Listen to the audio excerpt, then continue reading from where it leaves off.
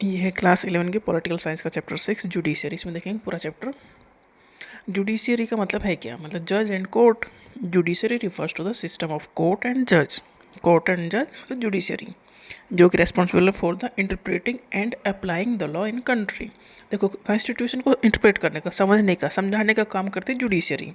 क्योंकि कॉन्स्टिट्यूशन का पहला जो कंट्रोल करने वाला काम है वो जुडिशरी करती है। मतलब कॉन्स्टिट्यूशन के अकॉर्डिंग कंट्री चलनी चाहिए, ये देखती है जुडिशरी। तो सबसे अच्छा समझ में किसे आएगा? डेफिनेटली जुडिशरी को समझ में आएगा, क्योंकि वो अच्छे से समझते हैं उसे।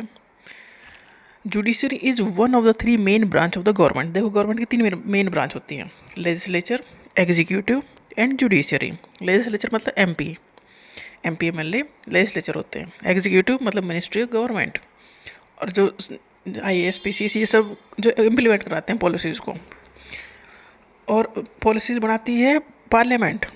ठीक है, गवर्नमेंट उसे इम्प्लीमेंट कराती है। और जुडिशरी, जज और कोर्ट देखते हैं कि जो पॉलिसी बनाई है वो ठीक है कि नहीं है। तो जुडिशरी एक मेन ब्रांच है, तीन में से एक ब्रांच जुडिशरी है। तीन मेन ब्रांच है गवर्नमेंट की, उसमें से एक इम्पोर्टेंट है जुडिशरी। जुडिशरी इंश्योर करता है justice by resolving legal dispute, upholding the rule of law and protecting individuals right. Judiciary ensure करता है कि जस्टिस सभी को मिलना चाहिए। अगर लीगल डिस्प्यूट किन्हीं के बीच में है तो वो रिजोल्व करे, रूल ऑफ लॉ मेंटेन रहे, फंडामेंटल राइट प्रोटेक्ट होते रहे, मतलब सब कुछ जो कंट्री में है सब कुछ मेंटेन चलता रहे। Why do we need an independent judiciary? Judiciary के ऊपर कंट्रोल नहीं है किसी का, ठीक है, मतलब वो इंडिपेंडेंट है। कैसे इंडिपेंडेंट है? वाई डू वी नीड, हमें इंडिपेंडेंट जुडिशरी की ज़रूरत है क्यों? ठीक है, मतलब जज के ऊपर ज़्यादा कंट्रोल नहीं चलता, ना पार्लियामेंट का ना एग्जीक्यूटिव का। इंडिपेंडेंट जुडिशरी इंश्योर करता है फेयरनेस एंड जस्ट। अगर जुडिशरी इंडिपेंडेंट है तो जस्टिस मिलने के चांस ज़्यादा है। अगर वो किसी के दबाव में नहीं है तो डेफिनेटली चांस ज़्यादा हैं। मतलब हम किसी के खिलाफ डिसीजन ले रहे हैं और सैलरी वहीं से ले रहे हैं, तो कैसे हम उसके खिलाफ डिसीजन दे पाएंगे? तो जुडिशरी का कॉन्स्टिट्यूशन ने ऐसे प्रोविज़न किए हैं कि जज के ऊपर कंट्रोल करना आसान नहीं है। जज को सैलरी डायरेक्ट मिलती है, मतलब किसी से ऐसा कुछ वो प्रोविज़न नहीं दे रखा है कि कोई कंट्रोल कर ले इस चीज़ को। तो इंडिपेंडेंट जुडिशरी इंश्योर करता है कि फेयरनेस रहनी चाहिए, जस्टिस सबको मिलना चाहिए। Decision are based on the law and evidence, political influence सबसे कम होगा। जुडिशरी इंश्योर करता है कि हमारे फंडामेंटल राइट हमें ठीक से मिलें या उन्हें कोई छीनने वाला ना हो। जुडिशरी इंश्योर करता है that law are applied consistently to all individual. ये जुडिशरी देखता है कि सबके लिए लॉ तो बराबर है, ऐसा नहीं है किसी के लिए ज़्यादा है किसी के लिए कम है। तो judiciary acts as a check on the executive and legislative branch. देखो, तीन पार्ट हो गए गवर्नमेंट के, मतलब कंट्री में तीन कंधों पे चल रही है। फोर्थ है मीडिया, तो उसमें से मोस्ट इम्पोर्टेंट है जुडिशरी, दोनों को कंट्रोल कर लेता है ये। When judiciary is independent then people trust, लोगों का भरोसा है कोर्ट पर, जज पर। क्यों है? क्योंकि वो इंडिपेंडेंट है और लोगों को लगता है कि वहाँ से हमें न्याय मिलेगा, जिससे कि डेमोक्रेसी स्ट्रेंथन होती है कंट्री में। इंडिपेंडेंट ऑफ जुडिशरी कैसे मेंटेन कर सकते हैं? Indian constitution has insured the independence of judiciary through a number of measures. मतलब ये सारा इंतजाम कॉन्स्टिट्यूशन ने खुद ने किया है कि जुडिशरी इंडिपेंडेंट कैसे रहे। Legislature is not involve in the process of appointment of जज। देखो, जज का अपॉइंटमेंट का प्रोसीजर लेजिस्लेचर से होकर नहीं जाता, मतलब वो कंट्रोल नहीं कर सकता किसे जज बनाना है। जज का एक फिक्स टेन्योर है, उसे हटाने के लिए लंबा प्रोसीजर है, जो कोई एक चाहे तो नहीं कर सकता, उसे हटा नहीं सकता। They hold office till reaching the age of retirement, अपना रिटायरमेंट की एज तक वो हो, उन्हें हटाना मुश्किल है। कॉन्स्टिट्यूशन मतलब उनका ऐसा नहीं है कि गवर्नमेंट चाहेगी इस जज को रिमूव कर दो तो रिमूव हो जाएंगे। उसके लिए एक लेंदी प्रोसीजर दिया है कॉन्स्टिट्यूशन में, वो फॉलो करना पड़ेगा जज को रिमूव करने के लिए। और फाइनेंशियली जुडिशरी डिपेंडेंट नहीं है, ना तो लेजिस्लेचर पर ना एग्जीक्यूटिव पर। कॉन्स्टिट्यूशन ने इतने प्रोविजन दे रखे हैं कि जज की सैलरी को रोक नहीं पाएगा। तो जज को अपॉइंटमेंट कैसे करना है? प्रोसेस ऑफ अपॉइंटमेंट क्या है जज के अपॉइंटमेंट के लिए? सुप्रीम कोर्ट का जज अगर अपॉइंट करना तो क्या प्रोसीजर फॉलो करना पड़ेगा? देखो, जो कॉन्स्टिट्यूशन है, संविधान है, उसमें दिए गए हैं आर्टिकल्स। तो आर्टिकल नंबर 124 में दिया गया है कि जज को अपॉइंट करने का प्रोसीजर है क्या। ठीक है, मतलब कौन जज बन सकता है, सुप्रीम कोर्ट का जज कौन बन सकता है? पहली बात तो सिटीजन ऑफ इंडिया होना चाहिए, इंडिया का नागरिक होना चाहिए, और हैव बीन ए जज of high court for at least 5 year, 5 साल तक हाई कोर्ट में जज रहा हो, या 10 साल तक एडवोकेट रहा हो किसी भी हाई कोर्ट में। देखो सुप्रीम कोर्ट इंडिया में एक है, और जो हाई कोर्ट है वो हर एक स्टेट के अपने अलग अलग होते हैं। तो सुप्रीम कोर्ट का जज बनने के लिए उसे किसी हाई कोर्ट का जज होना चाहिए 5 साल, जब वो अपॉइंटमेंट के लिए एलिजिबल है, या 10 साल एडवोकेट हो हाई कोर्ट में कम से कम। क्या प्रोसीजर है इन्हें अपॉइंट करने का? कॉलेजियम सिस्टम से जज को अपॉइंट किया जा सकता है। तो कॉलेजियम सिस्टम में है chief justice of India, chief justice of India and 4 senior most supreme court के जज कोई नाम रिकमेंड करते हैं अपॉइंटमेंट के लिए कि हाँ ये जज बनने के लिए है, एलिजिबल है, ठीक है, को बना सकते हैं। तो चीफ जस्टिस ऑफ इंडिया और 4 सीनियर मोस्ट जज ने जो नाम रिकमेंड किया है वो नाम जाता है लॉ मिनिस्ट्री के पास, फिर जाता है प्राइम मिनिस्टर के पास, फिर जाता है प्रेसिडेंट के पास। प्रेसिडेंट ऑफ इंडिया अपॉइंट करते हैं। जो सारे ऐसे काम है ना लिखा पढ़ी वाले, मतलब इनके साइन, जैसे घर का मुखिया है वो फाइनल बात करेगा, ऐसी कंट्री के लिए प्रेसिडेंट होते हैं। तो फाइनली वो ही साइन करता है कि हाँ ये जज अपॉइंट कर रहे हैं। पर जज को प्रेसिडेंट ने नहीं चूज़ किया है, प्राइम मिनिस्टर ने नहीं चूज़ किया है, लॉ मिनिस्टर ने नहीं चूज़ किया है chief justice of India and 4 senior most जज ऑफ सुप्रीम कोर्ट। मतलब जज को चूज़ करने का काम जो है वो जुडिशरी से ही हो रहा है, मतलब उन्हें बाहर से कोई कंट्रोल नहीं कर रहा है। तो एक नाम दिया किसने? चीफ जस्टिस ऑफ इंडिया और सीनियर मोस्ट सुप्रीम कोर्ट जज ने मिलकर एक नाम दिया, वो नाम गया लॉ मिनिस्ट्री में, लॉ मिनिस्ट्री से गया प्राइम मिनिस्टर के पास, प्राइम मिनिस्टर के जज के पास से जाएगा प्रेसिडेंट के पास, फिर प्रेसिडेंट अपॉइंट करेंगे जज को।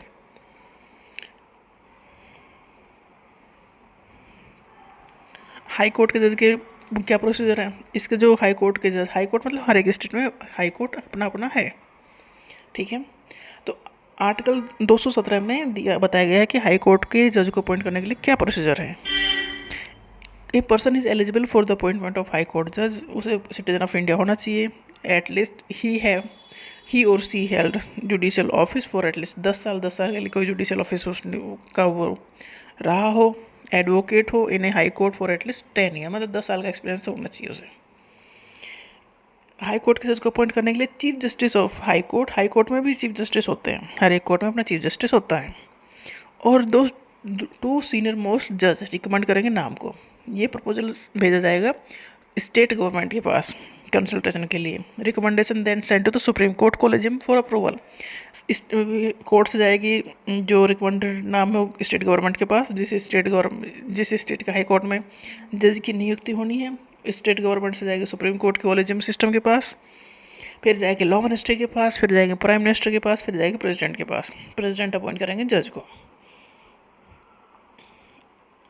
अब प्रोसीजर क्या है रिमूवल ऑफ द जज? जज को रिमूव करना भी मुश्किल होगा, डेफिनेटली मुश्किल होने वाला है। तो आर्टिकल 124 का 4 और 5 जो पार्ट है इंडियन कॉन्स्टिट्यूशन की, वो प्रोसीजर बताते हैं for the removal of supreme court के जज का प्रोसीजर क्या है, और आर्टिकल 217 हाई कोर्ट के जज का प्रोसीजर क्या है। पहली बात तो क्यों भाई उन्हें रिमूव करोगे, कुछ ना कुछ तो दिक्कत होनी चाहिए ना। तो पहली बात तो ये है कि क्या ग्राउंड है जज को रिमूव करने के लिए। अगर हमें कोई किसी पोस्ट पर है, मान लो प्रेसिडेंट भी हैं, तो उन्हें भी रिमूव किया जा सकता है, पर इतना आसानी से नहीं, ठीक है। ऐसे ही जज को भी उसके पद से हटाया जा सकता है, पर किस बेस पे हटाना चाहते हो? पहली बात तो ये है, जैसे प्रूवन मिसबिहेवियर, मतलब वो करप्शन कर रहा हो, अपनी पावर का मिसयूज कर रहा हो, अब्यूज़ कर रहा हो, तो कुछ ऐसी ग्राउंड है जिस बेस पे हम जज को हटा सकते हैं। इनकेपेसिटी, मेंटल और फिजिकली वो कैपेबल नहीं है डिसीजन लेने की, तो जज को हटाया जा सकता है। अब प्रोसीजर क्या है फॉर द रिमूवल ऑफ जज? स्टेप फर्स्ट है initiation of the motion. A motion for the removal can be initiated in either house of the parliament. मतलब जज को हटाने का प्रोसीजर किसी भी हाउस में, पार्लियामेंट के 2 हाउस हैं, लोकसभा एंड राज्यसभा, किसी भी हाउस में ये इनिशिएट ले सकते हैं हम जज को रिमूव करने के लिए, but it must be sign by 100 member of Lok Sabha. अगर लोकसभा में शुरुआत करते हैं तो 100 मेंबर से साइन करने चाहिए, राज्यसभा में शुरुआत करते हैं तो 50 मेंबर से साइन करने चाहिए। ऐसा नहीं मैंने कहा और उठ के और रिमूव करने का प्रोसीजर शुरू हो गया, नहीं, जिसने भी कहा हो उसके साथ इतने मेंबर होने चाहिए। लोकसभा में कम से कम 100 मेंबर होने चाहिए, और राज्यसभा में कम से कम 50 मेंबर उसके साथ होने चाहिए। Then motion is submitted to the speaker of the Lok Sabha. Lok Sabha के जो प्रिसाइडिंग है वो स्पीकर है और चेयरमैन है राज्यसभा के, तो उनके पास हो जाएगा। उसके बाद सेकेंड स्टेप है स्क्रूटनी ऑफ इंक्वायरी कमेटी। फिर इंक्वायरी कमेटी आएगी, If the motion is admitted, the speaker chairman constitute a 3-member inquiry committee. Speaker मतलब लोकसभा में, चेयरमैन मतलब राज्यसभा में. अब ये चीज़ जब पहुँचेगी उनके पास तो वो एक इंक्वायरी कमेटी बनाएंगे. उसमें 3 मेंबर की इंक्वायरी कमेटी बनाएंगे. उसमें एक सुप्रीम कोर्ट के जज को अपॉइंट करेंगे, एक chief justice of high court को अपॉइंट करेंगे और डिस्टिंग्विश्ड जूरिस्ट को जो रहा हो उस फील्ड में उसे अपॉइंट करेंगे कि तुम लोग इन्वेस्टिगेट करोगे कि जो उनके ऊपर ये आरोप लग रहे हैं ये ठीक है कि नहीं है. ठीक है तो आगे बात बढ़ाई जाएगी. फिर रिमूव करने के लिए कमेटी इन्वेस्टिगेट करती है चार्ज को और सबमिट करती है रिपोर्ट को. इफ़ द जज इज़ फाउंड गिल्टी, अगर जज को गिल्टी पाया जाता है तो फिर बात आगे बढ़ाई जाती है उसे रिमूव करने की. तीसरे स्टेप में होती है voting in the parliament. The motion must be passed in both the house of parliament, special majority से और एब्सोल्यूट मेजोरिटी से. जब भी जज रिमूव होंगे, स्पेशल मेजोरिटी मतलब जितने मेंबर वहाँ प्रेजेंट हैं वो कम से कम 2/3 उसमें मेंबर सपोर्ट करने चाहिए. अगर 3 हिस्से कर दिए जाएँ तो 2 हिस्से सपोर्ट कर रहे हों तो रिमूव कर सकते हैं. एंड एब्सोल्यूट मेजोरिटी भी होनी चाहिए, मतलब जो टोटल स्ट्रेंथ है उसका 50% तो प्रेजेंट होने 50% तो पास करना ही चाहिए उसे. ऐसा नहीं कि आज वोटिंग होगी और जो सपोर्ट नहीं कर रहे उन्हें बाहर ही रख लिया तो वोटिंग कम होगी. मतलब स्पेशल मेजोरिटी तो यही कह रहे हैं ना, जितने प्रेजेंट होते उसमें से 2 हिस्से अगर पास करें तो पास हो गया. बट नहीं, स्पेशल मेजोरिटी से नहीं मानेंगे. एब्सोल्यूट मेजोरिटी भी होनी चाहिए, मतलब जो टोटल स्ट्रेंथ है उसकी कम से कम 50% मेंबर कहने चाहिए कि हाँ इन्हें रिमूव कर दो तो माना जाएगा. अगर ये पास हो गया तो प्रेसिडेंट के पास जाएगा, प्रेसिडेंट उसे अप्रूव कर देंगे, प्रेसिडेंट इशू करेंगे ऑर्डर कि उन्हें जज को रिमूव कर दिया जाए तो जज रिमूव हो जाएंगे. ये प्रोसीजर है जज को रिमूव करने का. Structure of the judiciary in India. क्या स्ट्रक्चर है जुडिशियरी का इंडिया में? Single integrated judicial system. मतलब ऐसा नहीं कि हाई कोर्ट अपना अलग डिसीजन देंगे, सुप्रीम कोर्ट अपना अलग डिसीजन देंगे, मतलब एक ही है. जैसे पिरामिडल स्ट्रक्चर सोच लो, अपने नीचे बहुत सारे कोर्ट, उसके ऊपर कम, उसके ऊपर सबसे ऊपर तो सिर्फ एक है सुप्रीम कोर्ट ऑफ इंडिया. मतलब जो सुप्रीम कोर्ट ऑफ इंडिया ने कह दिया वो सारे नीचे जितने कोर्ट है सब मान्य होगा. तो जुडिशरी का स्ट्रक्चर इंडिया में पिरामिडल टाइप का है, पिरामिड टाइप का है. टॉप पर है सुप्रीम कोर्ट, उसके नीचे है हाई कोर्ट, उनके नीचे है डिस्ट्रिक्ट या subordinate court. Supreme court apex court of India है, सबसे बड़ा court supreme court of India है. मतलब एक ही कोर्ट होता है सुप्रीम कोर्ट इंडिया में. हाई कोर्ट अपने स्टेट के अलग अलग होते हैं. सुप्रीम कोर्ट कहाँ पर है? नई दिल्ली में. इसके जो इसके हेड हैं वो चीफ जस्टिस ऑफ इंडिया होते हैं और इसके डिसीजन हर कोर्ट पर बाइंड होते हैं, मतलब हर एक कोर्ट को डिसीजन मानने पड़ेंगे.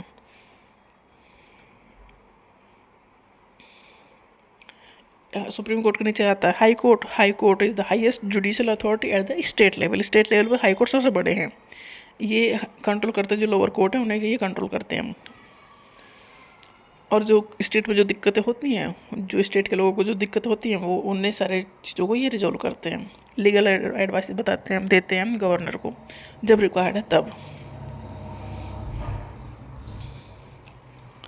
इनके नीचे हैं सबऑर्डिनेट कोर्ट. पहले सुप्रीम कोर्ट, फिर हाई कोर्ट, फिर सबऑर्डिनेट कोर्ट. सबऑर्डिनेट कोर्ट में है district court. District court deal करता है जो डिस्ट्रिक्ट में जो मैटर होते हैं, जिले में जो मैटर होते हैं उन, जैसे कोई डिस्प्यूट है, कोई कॉन्ट्रैक्ट है, कोई फैमिली लॉ है या कुछ भी ऐसी चीज़ें हैं, उन्हें हैंडल करने का काम डिस्ट्रिक्ट कोर्ट करता है. डिस्ट्रिक्ट कोर्ट का अगर फैसला उन्हें मान्य नहीं है तो फिर वो लोग जाते हैं हाई कोर्ट में. हाई कोर्ट का फैसला देता है. अगर हाई कोर्ट का फैसला भी वो नहीं मानते तो सुप्रीम कोर्ट में जाते हैं फिर वो लेके.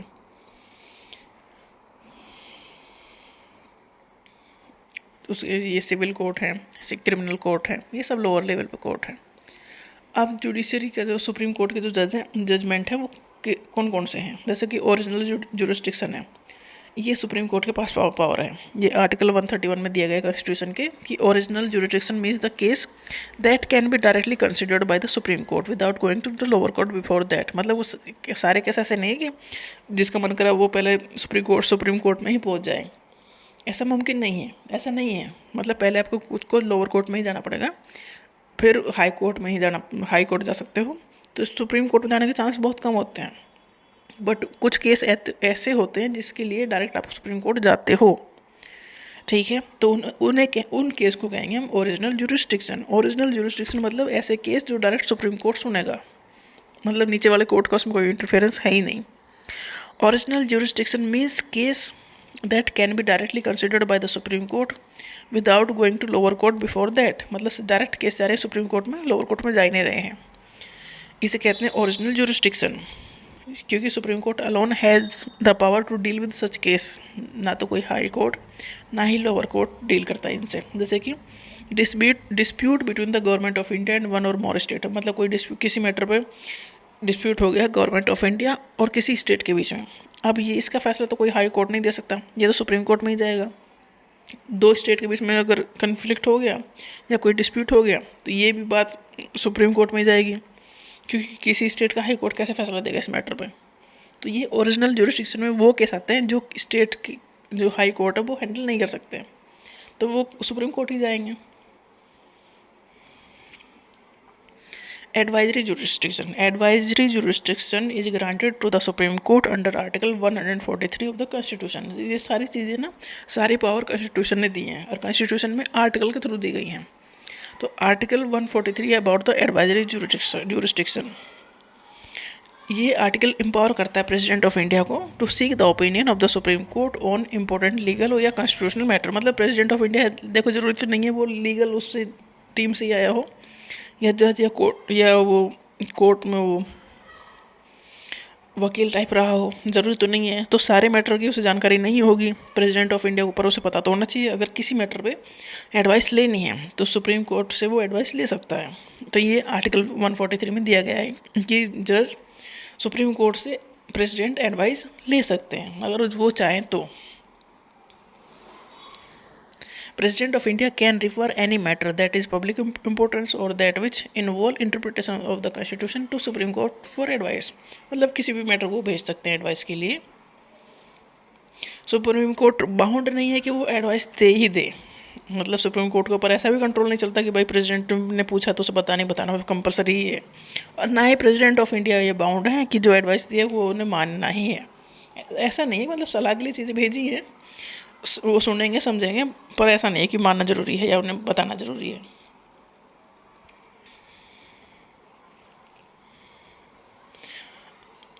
जो भी सुप्रीम कोर्ट के डिसीजन होते हैं वो लोअर कोर्ट पे मान्य होते हैं, लोअर कोर्ट उन्हें फॉलो करेगा ही करेगा। Appellate jurisdiction, appellate jurisdiction supreme court इसमें हाईएस्ट कोर्ट ऑफ अपील है। अगर लोअर कोर्ट में कोई डिसीजन दे दिया और लोअर कोर्ट का डिसीजन से सेटिस्फाइड नहीं है तो वो सुप्रीम कोर्ट में जा सकता है। A person can appeal to the supreme court against the decision of the high court. अगर हाई कोर्ट के डिसीजन के अगेंस्ट जाके सुप्रीम कोर्ट वो अपील कर सकता है कि ये डिसीजन को फिर से एक बार देखा जाए।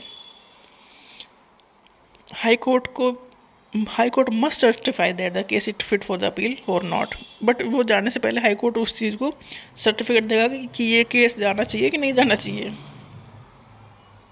बट जैसे क्रिमिनल केस हैं, जैसे तो लोअर कोर्ट ने सेंटेंस कर दिया एक person to death, then appeal can be made to the high court और सुप्रीम कोर्ट। लोअर को अगर किसी लोअर कोर्ट ने ये जजमेंट दे दिया कि इस आदमी को फांसी दे दी जाए, तो जरूरी नहीं है फांसी दे दी जाएगी, वो अपील कर देगा हाई कोर्ट में या सुप्रीम कोर्ट में कि भाई ये मुझे फांसी दे रहे हैं, फिर से केस को देखो क्या कुछ गड़बड़ इन्होंने कर दी है या मैं गुनहगार नहीं हूँ, मुझे फांसी नहीं दी जानी चाहिए। तो वो अपील लेके हायर कोर्ट या सुप्रीम कोर्ट में जा सकता है अगर लोअर कोर्ट का डिसीजन है तो।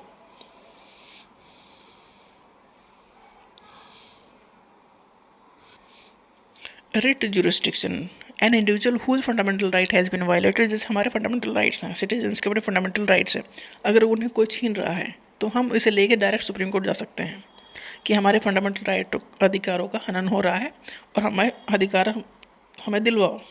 तो रिट जुरिस्डिक्शन की पावर है सुप्रीम कोर्ट के पास। The high court can also issue writs, high court भी इशू कर सकता है, सुप्रीम कोर्ट भी इशू कर सकते हैं। 5 टाइप की रिट्स होती हैं। Habeas corpus to have the body, मतलब आप किसी को पकड़े जेल में ऐसे नहीं डाल सकते, कोर्ट कहेगा आप 24 घंटे के अंदर मेरे पास सामने पेश करो। अगर पाया गया कि इन्होंने फालतू में पकड़ रखा है तो कोर्ट कहेगा इन्हें रिलीज करो। The order to set free an arrested person if the ground of arrest are not lawful, मतलब आप पुलिस का मन किया कि इसे पकड़ के जेल में डाल देते हैं तो ऐसा नहीं कर सकते भाई, उन्हें बताना पड़ेगा हमने क्यों इसमें जेल में डाला है। मैंडा मतलब we command, court find that a particular office holder is not doing legal duty, तो कह सकता है कि तुम्हें जाओ छोड़ दो तुम। Prohibition issued by a higher court when a lower court has considered a case going beyond its jurisdiction, मतलब कोई डिसीजन लोअर कोर्ट ने दे दिया तो हायर कोर्ट को लगता है कि ये डिसीजन सही नहीं, तो रोक सकता है उस डिसीजन को, रोक सकता है क्यू वारंट मतलब what authority. If the court find that a person is holding office but is not entitled to hold the office, वो उसके ऑफिस के लायक नहीं है जहाँ पर वो बैठा है, तो सुप्रीम कोर्ट पूछ सकता है भाई किस अथॉरिटी से तुम यहाँ बैठे हो। Certiorari to be certified, court order करता है लोअर कोर्ट को to transfer a matter pending before it to the higher court. Supreme court या हायर कोर्ट ये कह सकता है जो मैटर तुम्हारे पास ये है इसे मेरे पास भेजो।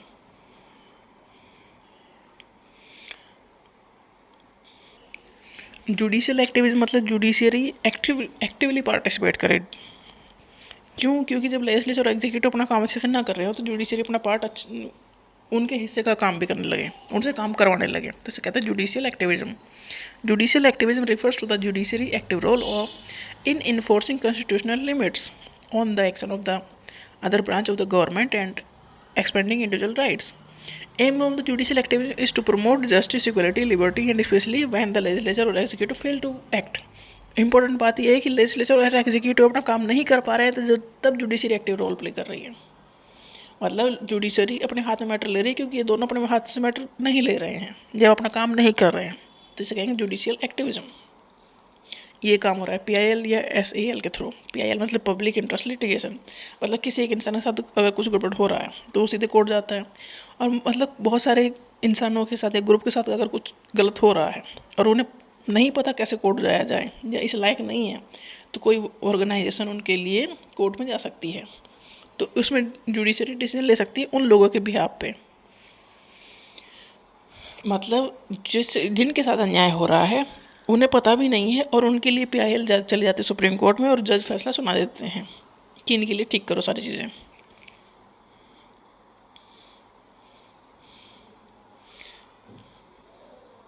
PIL मतलब पब्लिक इंटरेस्ट लिटिगेशन, इसे कोई NGO भी भेज सकती है, कोई इंसान भी भेज सकता है और ये पोस्ट कार्ड के थ्रू भी भेजे जा सकते हैं। तो इसका एक नुकसान ये हो गया कि PIL का ढेर लग गया सुप्रीम कोर्ट में। PIL से जुडिशियल एक्टिविज्म को पावर मिली है। देखो जुडिशरी अपने आप तो देखेगी नहीं मैटर कौन सा कहाँ से है, पर अगर PIL के थ्रू वहाँ मैटर जाएगा सुप्रीम कोर्ट में तो वो मैटर वो कंसिडर करेंगे, तो कोई भी PIL भेज सकता है सुप्रीम कोर्ट में। तो जिससे जुडिशरी, क्योंकि कोई ना कोई लेजिस्लेचर या एग्जीक्यूटिव वो पार्ट प्ले करने में फेल हो गए हैं, तो वहाँ से शिकायत गई है सुप्रीम कोर्ट में PIL के थ्रू, तो सुप्रीम कोर्ट ने कहा भाई तुम यहाँ फेल हो गए हो, इस काम को ठीक से करो। इसे कहते हैं जुडिशियल एक्टिविज्म, मतलब उन दोनों से वो काम करवाना जो वो कहीं ना कहीं भूले बैठे हैं या नहीं कर पा रहे हैं या नहीं करना चाह रहे हैं। तो जुडिशियल एक्टिविज्म मतलब जुडिशरी लेजिस्लेचर और एग्जीक्यूटिव का काम भी अपने ऊपर लेके उनसे काम करवा रहा है, उन्हें डांट रहा है। जुडिशियल एक्टिविज्म ये है, कहीं ना कहीं जुडिशरी को एक अपर हैंड मिल रहा है इसमें। जुडिशियल एक्टिविज्म का एक फ़ायदा ये भी हुआ है कि जो कैंडिडेट इलेक्शन लड़ रहे हैं तो उन्हें एक एफिडेविट पहले फाइल करना होता है कि उनके पास कितनी प्रॉपर्टी है, क्या वो काम करते हैं, तो ये सारी चीज़ें एक पता लग जाता है, कितनी एजुकेशन क्वालिफिकेशन है, तो सब कुछ पता लग जाता है इलेक्शन से पहले ही। तो ये भी एक अच्छा पार्ट है इसका। नेगेटिव साइड तो यही है कि जुडिशरी के पास एक पूरा ढेर हो गया फिर PIL का, फिर उन्हें डेफिनेटली दिक्कत होगी इतनी सारी चीज़ें हैंडल करने में, क्योंकि कोई भी पोस्ट कार्ड के थ्रू भी PIL भेज सकते हैं। जुडिशरी एंड राइट, जुडिशरी का पहला काम तो यही है कि फंडामेंटल राइट को प्रोटेक्ट करना है। वो दो तरीके से करता है, पहला तो रिट्स इशू करके, जो हमने 5 रिट्स देखी हैं उन्हें इशू करके फंडामेंटल राइट्स को प्रोटेक्ट करता है। दूसरा है कि सुप्रीम कोर्ट डिक्लेयर करता है कि जो भी लॉ बनाया है लेजिस्लेचर ने, जो भी लॉ बनाया है वो कॉन्स्टिट्यूशनल है कि नहीं है, मतलब कॉन्स्टिट्यूशन के अकॉर्डिंग ठीक है कि नहीं है। तो कॉन्स्टिट्यूशन का जो बेसिक स्ट्रक्चर है उसे प्रोटेक्ट करने का काम जुडिशरी करती है और देखते हैं कि जो लॉ बनाया है वो कॉन्स्टिट्यूशन के अकॉर्डिंग ठीक है कि नहीं है। ठीक नहीं है तो उस लॉ को वो इनएप्लीकेबल या अनकॉन्स्टिट्यूशनल ठहरा के ख़त्म कर सकती है, इतनी पावर है जुडिशरी के पास। रिव्यू पावर है जुडिशरी के पास।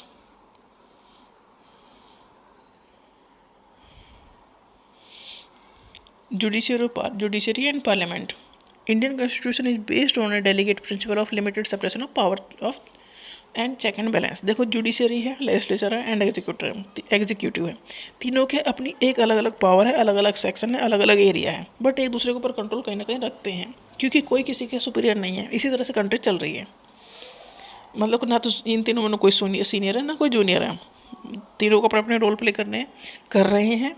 अगर कोई नहीं कर रहा है तो दो से कंट्रोल करते हैं, अगर दो नहीं करते तो तीसरा वाला उसे कंट्रोल करता है। तो each organ of the government has a clear area of functioning. Parliament का काम है, parliament is supreme in making law, parliament का काम है लॉ को बनाना। एंड कॉन्स्टिट्यूशन में अगर कुछ सुधार करने की ज़रूरत पड़ जाए तो सुधार करना, क्योंकि देखो कॉन्स्टिट्यूशन कब लागू हुआ था और अब तक तो बहुत सारा माहौल चेंज हो गया, तो कॉन्स्टिट्यूशन में नई नई चीज़ें ऐड की गई हैं, इसे कहते हैं अमेंडमेंट या सुधार करना। एग्जीक्यूटिव का काम है इम्प्लीमेंट करना लॉ को, मतलब गवर्नमेंट का काम है लॉ को इम्प्लीमेंट करना। देखो गवर्नमेंट जो लॉ बना रही है वो पार्लियामेंट की सहमति से बनता है, मतलब लेजिस्लेचर उस चीज़ को बनाता है सारे लॉ को। एग्जीक्यूट करने का काम गवर्नमेंट करती है, एक मशीनरी जो है वो करती है। गवर्नमेंट का पूरा सिस्टम है ना वो करती है, जैसे मिनिस्टर हैं, फिर उनके नीचे उनका डिपार्टमेंट है, स्टाफ है, सारा एडमिनिस्ट्रेशन है। और जुडिशरी का काम है, judiciary is supreme in settling dispute. कोई भी डिस्प्यूट हो रहा है किसी के बीच में तो जुडिशरी उन्हें हैंडल करती है और डिसाइड करती है whether the law that have been made are in accordance with the provision of the constitution. Judiciary देखते हैं कि जो लॉ बनाया गया है वो कॉन्स्टिट्यूशन के अकॉर्डिंग ठीक ठाक है कि नहीं है, या कहीं डिस्प्यूट है तो उसे ठीक करने का काम, उसे सॉल्व करने का काम जुडिशरी का है।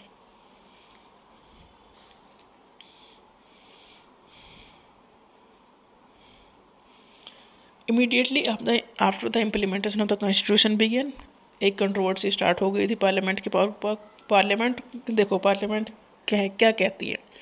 पार्लियामेंट का ये काम था कि हमें पब्लिक का वेलफेयर करना है, जुडिशरी का ये काम था कि हमें सिटीजन्स के फंडामेंटल राइट की प्रोटेक्ट करना है। तो एक चीज़ बीच में आ गई, right to property. Right to property को रखा गया फंडामेंटल राइट में ओरिजिनली। तो अब अगर गवर्नमेंट को सड़क निकालनी है, रेलवे लाइन बिछानी है, तो उसमें कितने लोगों के जगह ज़मीन जाएगी? ज़रूरी नहीं है हर कोई ज़मीन देना चाहेगा। तो क्योंकि राइट टू प्रॉपर्टी एक फंडामेंटल राइट था, तो लोग उसे अगर ज़मीन ली जा रही थी तो वो सुप्रीम कोर्ट में जा रहे थे इस चीज़ के लिए कि हम अपनी ज़मीन नहीं देंगे। अब तो दिक्कत हो गई, अब वो कैसे रेलवे लाइन निकाली जाए इतने बड़े एरिया में? पार्लियामेंट कह रही है या गवर्नमेंट कह रही है कि भाई हमें ज़मीन लेनी पड़ेगी, क्योंकि बीच बीच में ज़मीन नहीं मिलेगी तो सड़क कैसे निकलेगी फिर? ठीक है। और सुप्रीम कोर्ट कह रहा है कि भाई ये फंडामेंटल राइट है, अगर ये नहीं देना चाह रहे तो तुम ले नहीं सकते।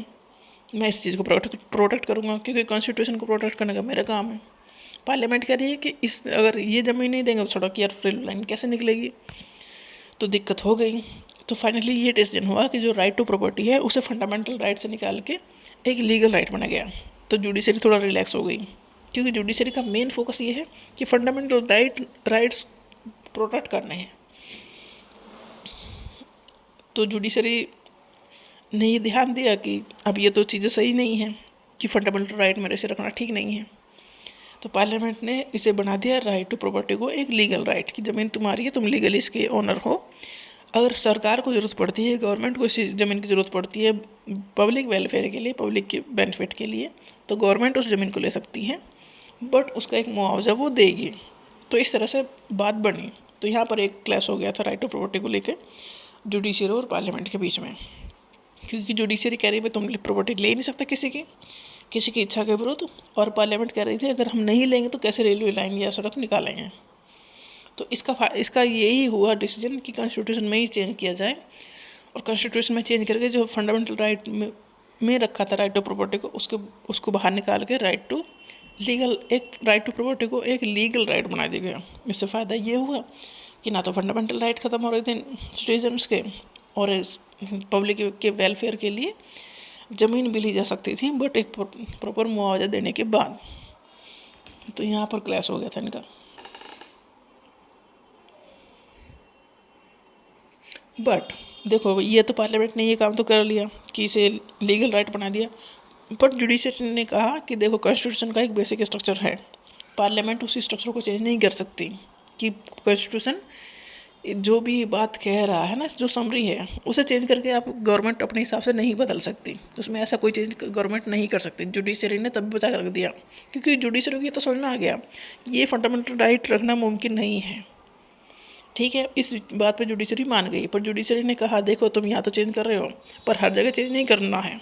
जो बेसिक स्ट्रक्चर है, जो बेसिक आत्मा है कॉन्स्टिट्यूशन की, उसे नहीं बदल सकते तुम लोग। ठीक है, तो कोर्ट ने सब चीज़ मान ली, और कोर्ट ने ये भी कह दिया कि भाई बेसिक स्ट्रक्चर कॉन्स्टिट्यूशन का क्या है ये मैं बताऊंगा। ये जो भी लॉ आएगा उसे मैं देखूंगा कि कहूँगा कि हाँ ये ठीक है कि नहीं है, ये बेसिक स्ट्रक्चर के खिलाफ तो नहीं जा रहा है, अगर खिलाफ जा रहा है तो मैं उसे नहीं लागू होने दूंगा। जुडिशरी ने कहा फाइनली पार्लियामेंट को, देखो तुमने सुधार कर रहे हो, तुम नई चीज़ें ऐड कर रहे हो, पर ये मैं देखूंगा कि ये ऐड करना है कि नहीं करना है। क्यों? क्योंकि तुम्हें जो बेसिक आत्मा है कॉन्स्टिट्यूशन की वो नहीं बदलनी है, बेसिक इसेंस जो है वो नहीं बदलना है कॉन्स्टिट्यूशन का। कॉन्स्टिट्यूशन है पब्लिक के वेलफेयर के लिए, लोगों के लिए, उसमें आप गवर्नमेंट के हिसाब से उसे चेंज नहीं कर सकते। तो जुडिशरी कॉन्स्टिट्यूशन को प्रोटेक्ट करने का काम करती है, ठीक है। ये कहा गया केशवानंद भारती केस 1973 में, court ruled that there is a basic structure of the constitution and nobody not even the parliament can violate the basic structure. Judiciary ने कहा देखो बेसिक स्ट्रक्चर है कॉन्स्टिट्यूशन का, और पार्लियामेंट में भी इतनी ताकत नहीं है कि इसका बेसिक स्ट्रक्चर को चेंज कर सके। मतलब चेंज कैसे करेगा? अमेंडमेंट लेके आएगा, अमेंडमेंट के थ्रू ही चेंज आते हैं कॉन्स्टिट्यूशन में। उसने कहा तुम अमेंडमेंट भी नहीं ला सकते हो इसके बेसिक स्ट्रक्चर को चेंज करने के लिए। बेसिक स्ट्रक्चर मतलब यही है कि जो वेलफेयर की चीज़ें हैं उसे आसानी से मिटा नहीं सकते उसमें से। कह दे कि पार्लियामेंट कह दे कि फंडामेंटल राइट खत्म कर दो, तो ये नहीं कर सकते भाई, ये मुमकिन नहीं है।